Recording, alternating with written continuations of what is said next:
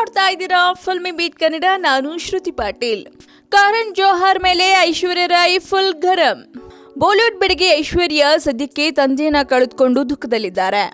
ಆ ದುಃಖದಲ್ಲಿ ಬಾಲಿವುಡ್ನ ಅವರ ಬಹುತೇಕ ಸ್ನೇಹಿತರು ಜೊತೆಯಾಗಿದ್ರು. ಆದ್ರೆ ಕರಣ್ ಜೋಹರ್ ಮಾತ್ರ ಬರಲಿಲ್ಲ.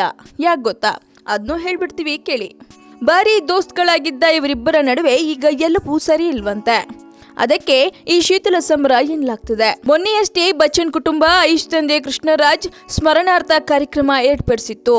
ಇದಕ್ಕೆ ಬಾಲಿವುಡ್ನ ಬಹುತೇಕ ಮಂದಿ ಬಂದಿದ್ರು. ಆದ್ರೆ ಕರಣ್ ಮಾತ್ರ ಬಂದಿರಲಿಲ್ಲ. ಇದಕ್ಕೆಲ್ಲ ಕರಣ್ ಹೇ ದಿಲ್ ಏ ಮುಷ್ಕಿಲ್ ಚಿತ್ರದ ಸಂದರ್ಭದಲ್ಲಿ ಇಬ್ಬರ ನಡುವೆ ನಡೆದ ಸಂಘರ್ಷ ಎನ್ನಲಾಗ್ತಿದೆ.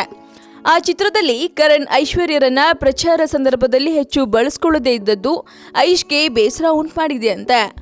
ಇದೇ ಬೇಸರದಲ್ಲಿ ಕರಣ್ ಮತ್ತೊಂದು ಚಿತ್ರದಲ್ಲಿ ಜೊತೆಯಾಗಿ ಮಾಡೋಣ ಬನ್ನಿ ಎಂದು ಕರೆದ್ರು ಐಶ್ವರ್ಯ ಮಾತ್ರ ನೋ ಅಂದ್ಬಿಟ್ಟಿದ್ದಾರಂತೆ.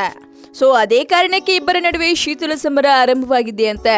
ಇನ್ನು ಇದೇ ಕಾರಣಕ್ಕೆ ಐಶ್ ದುಃಖದಲ್ಲಿದ್ದಾಗಲೂ ಕರಣ್ ಸಾಂತ್ವನ ಹೇಳುವ ಮನಸ್ಸು ಮಾಡಲಿಲ್ಲ ಎನ್ನುತ್ತಿದೆ ಬಾಲಿವುಡ್ನ ಗಾಸಿಪ್ ಮೂಲಗಳು.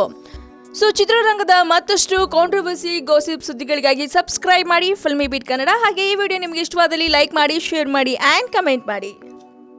ಹಾಯ್, ನಾನು ಶ್ರದ್ಧಾ ಶ್ರೀನಾಥ್. ಸ್ಯಾಂಡಲ್ವುಡ್ ಸುದ್ದಿಗಳಿಗೆ ಹಾಗೂ ನನ್ನ ಫಿಲ್ಮ್ಸ್ ಬಗ್ಗೆ ಏನಾದರೂ ಅಪ್ಡೇಟ್ಸ್ ಬೇಕಂದರೆ ಫಿಲ್ಮಿ ಬೀಟ್ನ ನೋಡ್ತಾ ಇರಿ ಹಾಗೂ ಯೂಟ್ಯೂಬ್ ಚಾನಲ್ಗೆ ಸಬ್ಸ್ಕ್ರೈಬ್ ಮಾಡಿ. Thank you.